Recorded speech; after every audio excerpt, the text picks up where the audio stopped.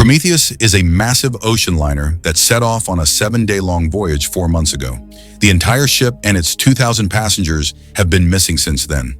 This has become a massive scandal in Europe because the first-class passengers of the ship were some well-known important people. Rumors about what happened to the ship fly around the entire continent, but every attempt to find the ocean liner has failed. The opening scene shows us a woman named Maura running down the hallways of a mental asylum. She is running from her father, cursing him for doing something to her brother. Maura vaguely mentions a lost ship and accuses her father of killing many people. The ship she is talking about is Prometheus. In the following scene, Maura wakes up and assumes she was only dreaming. However, the marks on her wrist that she got in the asylum say otherwise. Maura vaguely remembers what happened to her, but most of it is just a blur. It is almost as if someone erased the past few months from her memory. Currently, she is aboard another ship on her way to America from England. This ship is also on a 7-day journey and holds more than 1,000 passengers. The people in the first class are the high-class passengers, while those in the middle and working class are either refugees, criminals, or wanderers. They live in the lowest shared compartment and are given less to eat, while the first-class passengers are served the finest delicacy of the world. What no one knows is that every passenger on board has a secret they are hiding. Maura is one of the first-class passengers and is here because she received a letter a few days ago. The letter was from her brother. In it, he is asking Maura to come to New York, asserting that he knows what their father has done. This is the very reason Maura is aboard the ship, even though she is in bad health and mentally unstable. Maura looks into the mirror and reminds herself what her name is, so she won't forget it if someone tries talking to her. In the dining area are a recently married couple, Lucian and Laura. Because the marriage was an arrangement by their parents, they don't love each other.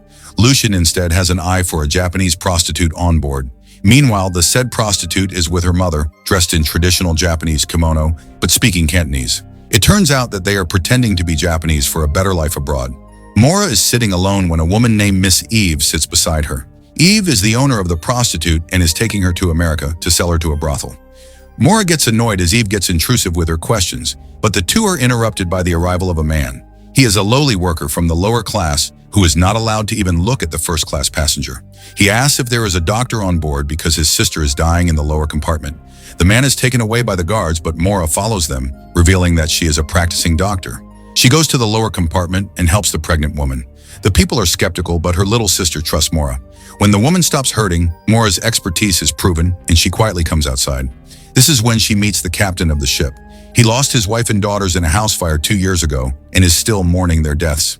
The captain talks to Maura for a while before they are interrupted by his assistants. They reveal that they have been getting a signal from somewhere near that shows them the coordinates of a place. The captain has reasons to believe the signal is coming from the lost ship. To investigate, he disregards the passengers and turns the ship around.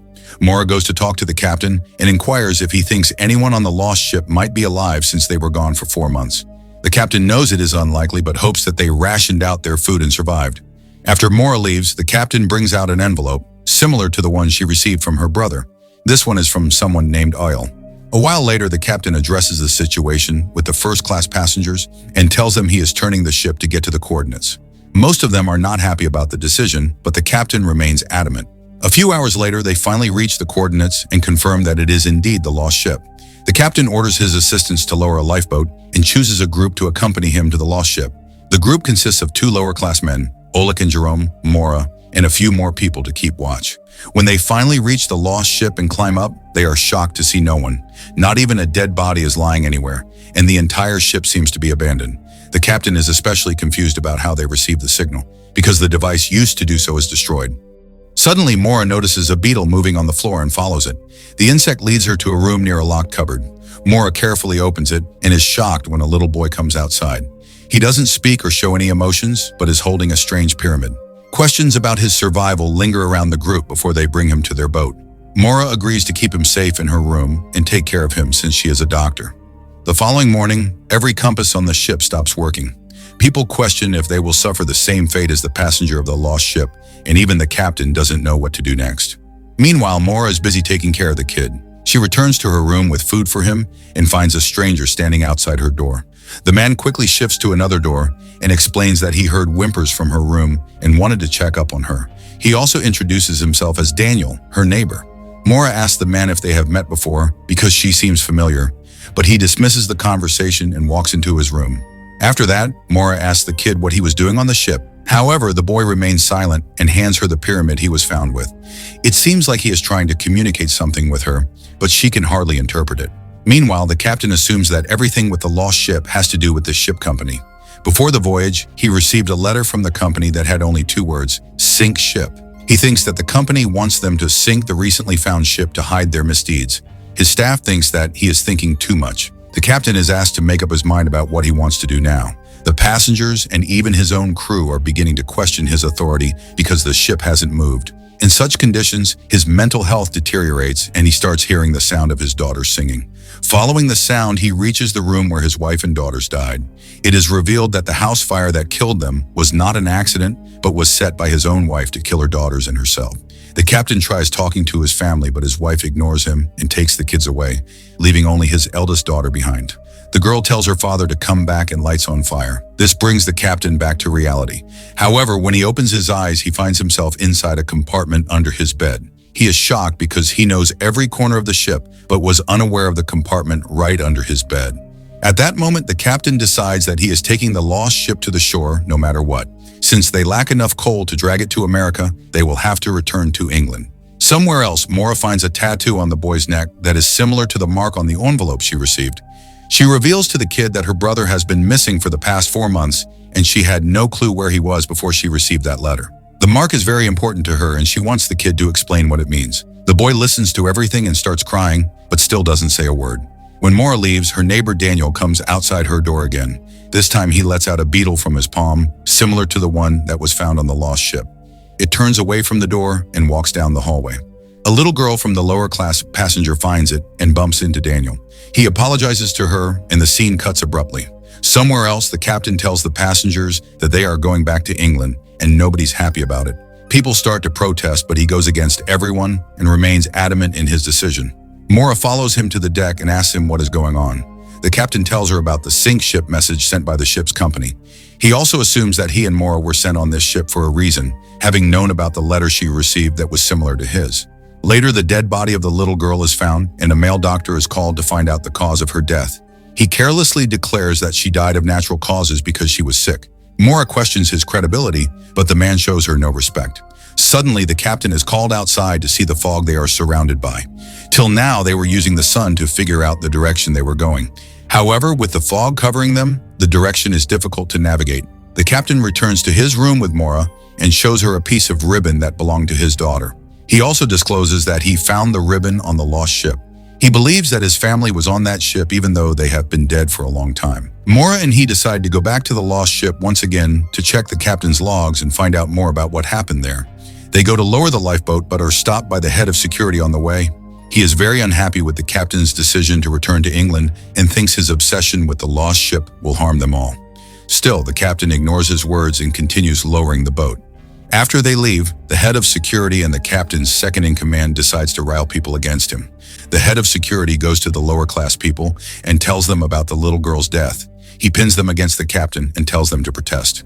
Since the lower-class people do not have enough money to get a ship ticket for a second time, they don't want to return to England. A while later, they find 3 more dead people on the ship who seem to have died as the little girl did. This fills them with rage and people get ready to fight for their rights. Somewhere else, the captain and Maura reach the lost ship and go through a room. They find that every official paper has been burned in the fireplace, but the captain manages to get a single unburnt piece of paper. It has the list of passengers aboard the ship. They also come across a strange electric board attached to the wall. The captain reveals that it is a new addition to the ship that happened last year and is used to measure the steam pressure. It suddenly hits him that the instrument is basically useless, which means it must be there for something else. He is scared for his passenger's life because their ship also has the same instrument. This further proves his theory that the ship company has to do something with the lost ships and dead people. Then we see the Japanese prostitute looking over the sea. The married man Lucian approaches her and tries to start a conversation, but the prostitute walks away to avoid him. The interaction doesn't go unnoticed by her owner Eve. She comes to Lucian with a proposal and agrees to let him spend the night with the prostitute for a lot of money. Later, Eve checks the prostitute to ensure she is clean and finds out that she is actually a virgin. Like a flashback shows us that her mother used to work in a brothel. One day, the best prostitute got an opportunity to work abroad and get a better life. The women were jealous, so they killed the said girl and took her place on the ship. The virgin prostitute knows that what they did was wrong, and she accepts her fate by agreeing to sleep with Lucian. The night comes, and Lucian lies to his wife about wanting to sleep in another room. We see him avoiding taking his medicine. Because of this, he gets seizure right before the prostitute takes off her clothes. We find out that Lucian is actually impotent and cannot function without his medicines. Upon returning back to their ship, the captain looks at the paper he found. He is shocked to see Mora's name on the passenger list of the lost ship. This means that she was also on it, but the captain has no answers for how she returned and what secrets she is hiding. In the following scene, Daniel meets Mora and asks her how she feels about the captain. Mora finds the question strange but says that she trusts him with his life because he has been through a lot and wants the best for his passengers. Meanwhile, the people of the lower class start gathering guns and weapons determined to take over the ship and get it to America. Before the captain is warned, he is surrounded by rivals. Simultaneously, we see Daniel trying to use the strange machine that the captain saw on the other ship earlier. The captain and 3 of his supporters are locked into a cabin with their hands bound. The chief security then finds out that the compass has started working again. Upon checking their location, the crew is shocked to realize that they are in the same position from where they deviated 3 days ago. Even the oldest members of the crew have no explanation for this because they have been moving continuously since they were last in this position. In the meantime, the protesters surround a staff member and ask him to tell them why their people are dying. In fear, the man revises everything that has happened on the ship since they received the signal from the ghost ship. When the group finds out this happened after the kid was rescued, they blame the deaths on him, assuming that he brought a disease. The protesters roar in anger and set off to look for the kid and kill him. First, they go into Mora's room but find it empty. After looking around and confirming the kid is not there, they lock Mora and walk away to check the other rooms. As Mora grows worried for the boy, she hears a noise from under her bed. She moves it to take a look and finds a hidden compartment, similar to the one under the captain's bed. The boy comes out of the compartment and Mora breathes a sigh of relief. One after another, the protesters lock the high-class passengers into their rooms. Mora tries picking her lock as the kid watches her struggle. Then he brings out a beetle, and the insect magically unlocks the door from outside. Mora is stunned, but she doesn't have enough time to dwell on the matter. They run to the lifeboat and reunite with the captain and his supporters. It turns out that he escaped the room they were locked in by crawling into a vent. Currently, the group is planning to run away in the lifeboat. Mora tries joining them, but the captain is skeptical after having seen her name on the passenger list of the ghost ship. Before the group can lower the lifeboat, the protesters arrive and take the little boy away to be killed. It starts raining heavily as they get ready to sacrifice the kid. However, he doesn't seem scared, almost as if he has accepted his fate. Seconds before they slice his throat, the captain and his supporters come to his aid. A fight ensues between the two parties and many people are injured. Mora does her best to get to the kid, but a woman throws him off the ship before she can. A while later, the captain's group takes care of their injuries in the lobby. Mora is still shocked and horrified because she had grown a connection with the little boy during the time they spent together. Having had enough, the captain calls Mora out for playing dumb and shows her the names on the lost ship's passengers list. Mora is shocked because she doesn't remember being on the ship at all. She tries to discredit the paper, but stops when the cupboard nearby makes a noise. Everyone watches in shock as the little boy comes out of the cupboard, holding the strange pyramid as he did on the lost ship. The episode ends when he walks up to Mora and hugs her. In the opening scene of next episode, Mora wakes up in a field and finds bruises on her wrist. She sees a cross nearby that says, "Wake up" on it. The message transfers her to a mental asylum where she is accusing her father of doing something to the ships. 2 men take her away and inject her with a drug to make her forget the secret about the ships and her father. Suddenly, Mora wakes up on the ship and realizes that she was just dreaming. She somehow fell asleep after the boy appeared out of the cupboard. Upon looking around, Mora realizes that the people have locked him inside the cupboard again, scared of his abilities. She tries to convince the captain to let the kid out because he might be scared. However, he and everyone else in the room believes that they have to keep the kid locked until they know how he survived after falling into the sea. Meanwhile, in the lower compartment, the people grow nervous. They have started a rebellion against the captain's group, but they do not have the knowledge of how to get the ship to its destination. The woman who pushed the boy off the ship is now one of the leaders of the group, but her daughter is skeptical of her mom's perspective. She is the same pregnant woman, Tove, whom Mora saved at the beginning of the trip. Tove thinks that her mother is mentally ill and wants to join the captain's group instead. She talks to her brother about it, but when he doesn't show interest, she simply picks up a gun and goes into the room where the captain and his team are resting. At first, the group is skeptical, but they lower their guns upon finding out Tove wishes to join them. The boy starts banging the cupboard louder, making Mora worried for him. Against everyone's warning, she walks towards the cupboard to let him out. Suddenly, someone fires at her, and Daniel runs to save her. Just before the bullet hits Mora, time freezes. She is shocked, but she composes herself before getting the kid out of the cupboard. He has the pyramid, which Mora assumes he used to stop time and save her. She asks him how he did it, but gets no answer. Instead, the kid pulls her outside the door. As soon as they walk out, time flows again. To the people in the room, it looks as though Mora and the kid disappeared in front of their eyes. Suddenly, an alarm starts blaring, taking everyone on the ship by surprise. The captain loses his mind and attacks Daniel, asking him if he knows who Mora actually is. Tove stops them and asks the captain to get his act together, since he is the only man who can save the ship now.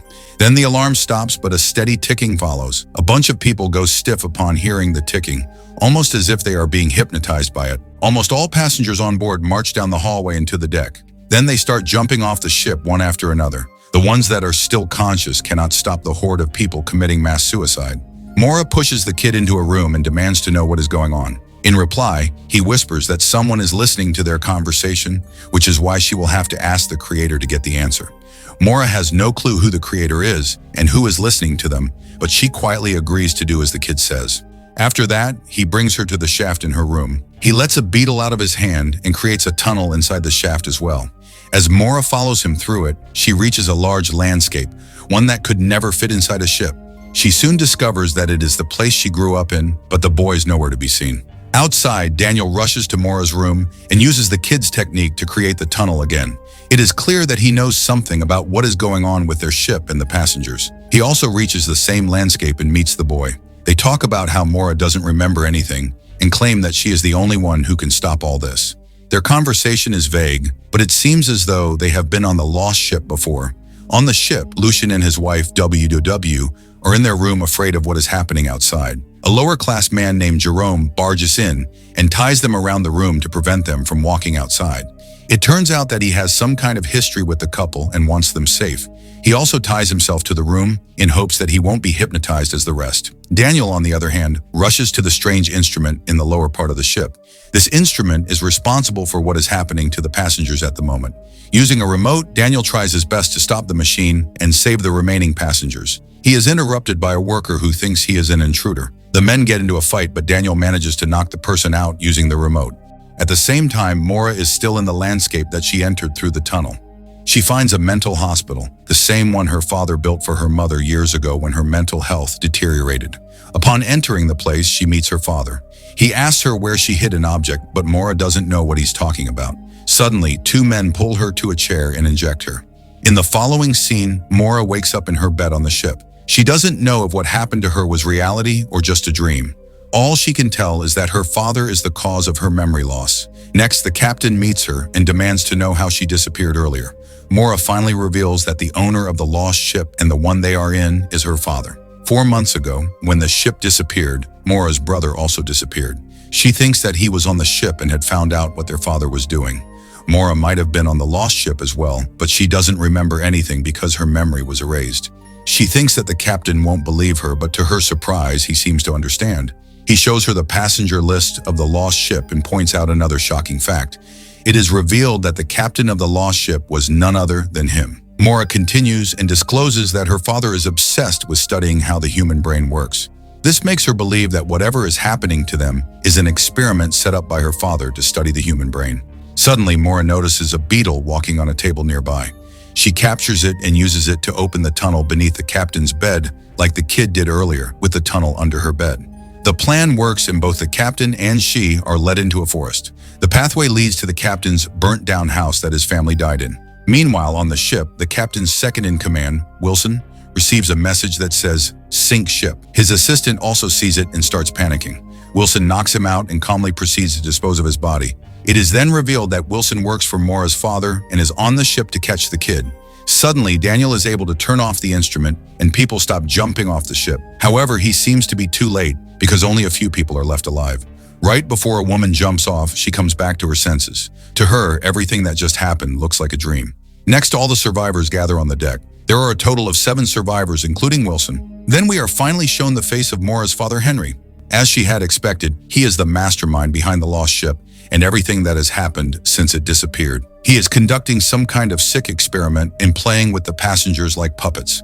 The man can see a pyramid through his window that looks like a bigger version of the one the kid was holding. A while later, the survivors gather up to discuss their next move. Daniel reveals that the ship's engine has stopped working, and if it isn't fixed soon, they are going to die in the middle of the ocean. The captain orders all the men to work to fix the engine, and all the women to look for other survivors on board, if there are any. Similarly, the 2 surviving priests are asked to use the telegraph and continue sending signals to the ship company. On their way to the coal storage, the group of men run into strange black stuff protruding through the ceiling. It grows larger by the second, and they are too scared to touch it. At Daniel's suggestion, they decide to ignore it and focus on fixing the engine first. The same protrusion can be seen growing all around the ship. Meanwhile, Mora and the captain go into the tunnel beneath her bed one more time, like Mora did earlier. They go inside the mental asylum to look for the kid. Mora explains to the captain about the mental asylum and how it came into existence because of her mother's illness. Behind them, Daniel has also entered the tunnel to look for Mora. The duo walks into the building, and Mora can instantly tell that the place feels different than the place she grew up in. She also explains that her father only loved one person in his entire life, and it was her mother. However, her mother's mental health got bad after she birthed her children. Because of this, their father never really loved them. While talking, they reach a room in the basement where Mora remembers being held. Outside the door is the ship's hull, which makes the captain believe they are still somehow inside the ship. Back on the ship, a woman touches the black stuff protruding through the ceiling. Her palm turns black because of it, and she can no longer feel it. Her condition gets worse when she realizes the mark is growing rapidly. At the same time, Tove starts hallucinating about the most traumatic day of her life. It was the day she saved her brother from a landowner. The man wanted to teach her family a lesson, so he sexually assaulted Tove in front of her entire family. But the event took a turn when she got her hands on a rock and hit the man to death. Suddenly, she wakes up from the nightmare and falls into her companion's arms in tears. Somewhere else in the ship, Wilson gets inside the cabinet where the kid was found. After he leaves, the engine is fixed and the ship starts moving again. The priests in the control room have to learn to steer the ship, so they bring out a couple of books from the shelf. But to their utter surprise, the books only have a single sentence written throughout them. It says, "May your coffee kick in before reality does." Then we are taken back to Henry, who is now in front of the massive pyramid. Wilson comes to meet him and is apologetic that he hasn't found the kid yet.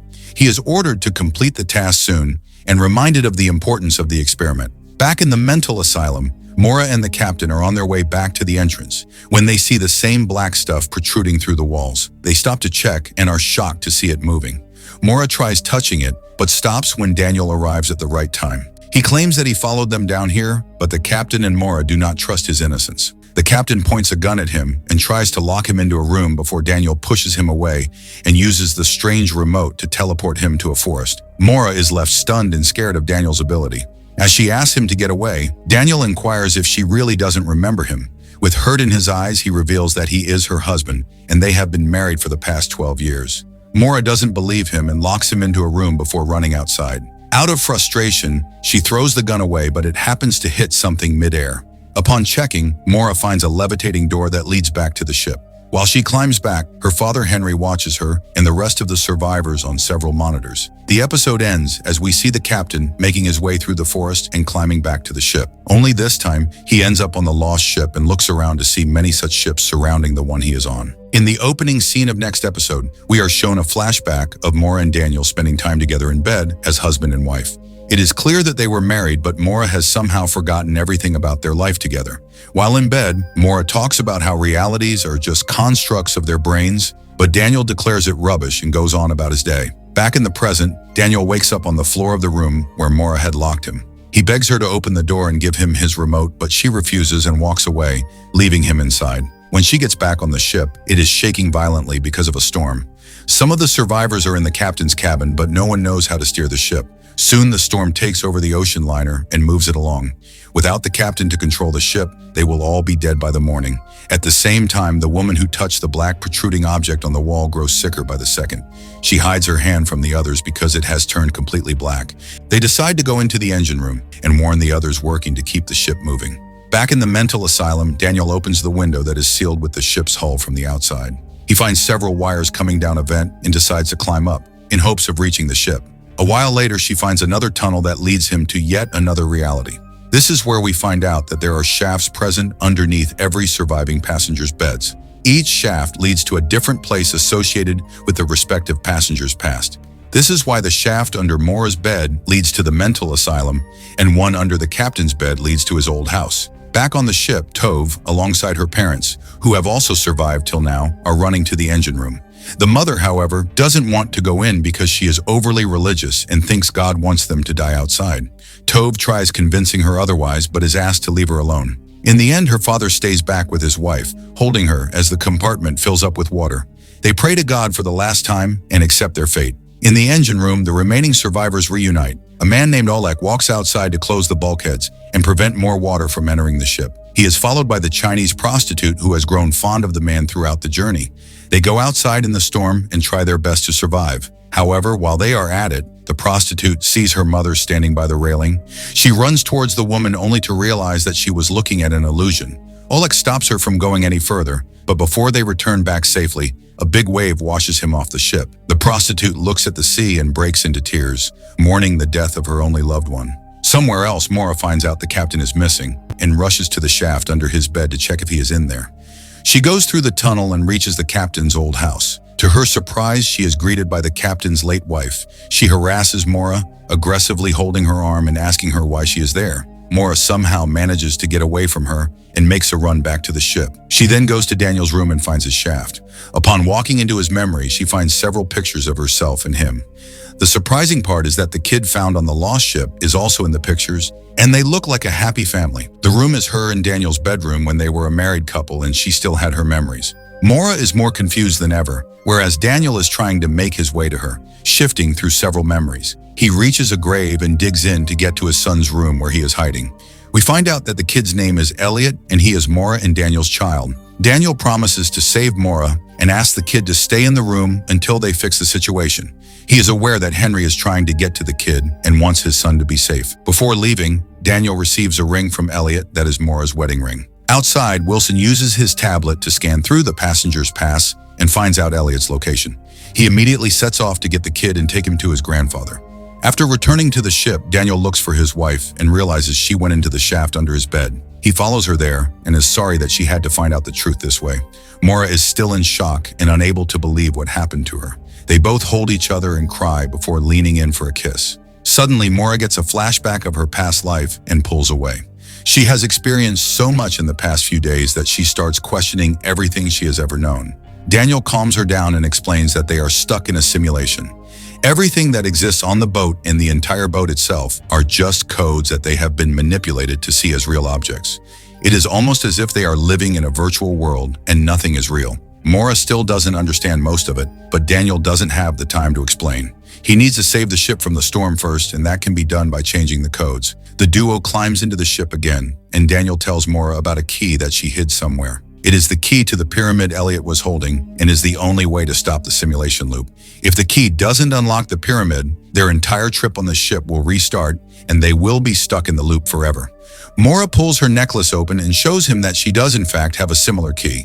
She also reveals that she got it from her brother in the envelope she received before coming here. Meanwhile, in the engine room, Lucien gets a seizure, making his wife and Jerome take him to his room to get his shots. This leaves only 2 Spanish men behind to work. Suddenly, a loud explosion takes place, and one of them is killed. At the same time, Lucien's condition gets worse by the second before he finally dies in Jerome's arms. Similarly, Tove's parents and a third survivor also die when the hallways are filled with water. In the end, the only people left are the priest, the prostitute, Tove, Mora, Daniel, and the captain, who is still missing. Next, we see Wilson get to Elliot and kidnap him. The kid is taken to Henry, who shows him what is happening on the ship through monitors. The scene of disaster and deaths are too difficult for the kid to watch, but he does so anyway. Henry then makes an announcement to the passengers and asks his daughter to stop trying to halt the simulation. He is confident that everyone on the ship will die and the loop will continue once again. To ensure his win, he removed the shaft under Mora's bed by removing its code from the simulation. At last, he tells the parents that Elliot is with him and that if they want to see the kid alive, they will have to hand over the key. Mora finally accepts defeat as the ship moves towards a whirlpool in the middle of the ocean. It drops inside it and ends up on another part of the sea filled with identical ships. They are the deserted ships from numerous loops before theirs. We see that the captain is on one of the deserted ships and can see the new one join them. Henry then makes a shocking revelation to Elliot. He discloses that he is also trapped in the simulation, and it is all because of Mora. Elliot doesn't believe him at first, but his grandfather promises to show him the truth if given a chance. Elliot gives him the chance and is taken to the room downstairs. There, Henry injects him with a drug that brings back the memories from before he was in the simulation. It turns out that Elliot had some kind of disease and was on the verge of death. Maura didn't want to let her son die and hence created this simulation where they can stay in the loop and be together forever. She experimented on her own kid to save his life, but has caused more pain to him since then. Henry also explains that Daniel is the one keeping the simulation running and not him. Both parents want to fix the simulation and create an ideal world for their family. Back on the ship, the captain joins the few remaining survivors. Maura finally tells everyone that they are stuck in a simulation that isn't real. Everything that has happened to them on the ship is just a memory. She also asks them if they remember getting on the ship and no one seems to remember it. Still, they think she is crazy and want to get out of the ship as fast as they can. Maura tries to stop them but is unsuccessful. In the lower compartment, Daniel is fixing a strange device that is supposed to run the simulation. Because of his expertise, the survivors aren't dead yet and the loop hasn't restarted. His aim now is to destroy the entire simulation and keep only the one that is perfect for his family. The survivors, except for the captain and Maura, walk down the hallway to find an exit. However, they have to stop when the black substance protruding from the walls starts growing at a faster rate. They separate and run in different directions, but the black substance is everywhere. In the meantime, Maura and the captain get into another shaft to look for her father. Maura desperately wants to trade the key for her child. Suddenly, a loud siren is heard everywhere. This is because Daniel has successfully recoded the simulation according to his wish. It causes the ship to lead the survivors into their past. Some end up on a deserted battlefield, while others are in Maura's childhood home. While trying to find out where they are, they switch memories, which confuses them even more. The prostitute then sees Oleg and is shocked at how he is still alive. Upon following him, she is led back into the ship. The same happens with the other survivors as they find themselves together again. Henry realizes what his son-in-law has done and is worried that he is going to damage the entire simulation and put their lives at risk. Because of the recoding, everything in the simulation starts to disappear. The survivors watch in awe as a large ball of light forms over their heads and eat everything around them. As this happens, the captain and Maura reach the mental asylum yet again. They feel the effect of the change in codes, but are distracted when Wilson arrives and discloses that he has been on Henry's side since the beginning. He immediately uses his remote device to kill the captain. Maura freezes in shock before shaking him and asking him to get up. Wilson doesn't let her mourn and pulls her away before taking her to Henry. The man finally has the key and the pyramid with him. He tells his daughter that she is the creator of the simulation and accuses her of causing everyone so much pain. Then she is pushed into a seat and injected with a drug. After that, he uses the key on the pyramid, but to his surprise, nothing happens. This is when we find out that when Daniel changed the code of the simulation, he also changed the way one can continue the loop. Suddenly, everything goes quiet and Maura wakes up on the ground, on a landscape. She then finds a cross nearby that leads her to her son's room where he was hiding earlier. Daniel joins her soon and claims that he has finally found a way to break the simulation. The power of the pyramid has been changed to a pyramid puzzle in Elliot's room, and the key is Maura's ring. Using the puzzle and the ring, Maura is able to break the simulation finally and wake up in the real world. She opens her eyes and finds herself attached to a machine that was keeping her in the simulation. Around her are the survivors of the ship who have also deliberately volunteered to be a part of this project. Maura is very confused when she receives a message from her brother on a screen. The message welcomes her to reality and reveals it is the year 2099. In the last scene, Maura looks out the window and sees that she is on a space station. Wait for Season 2 to come out. Subscribe to see more videos like this and leave a like to help the channel out.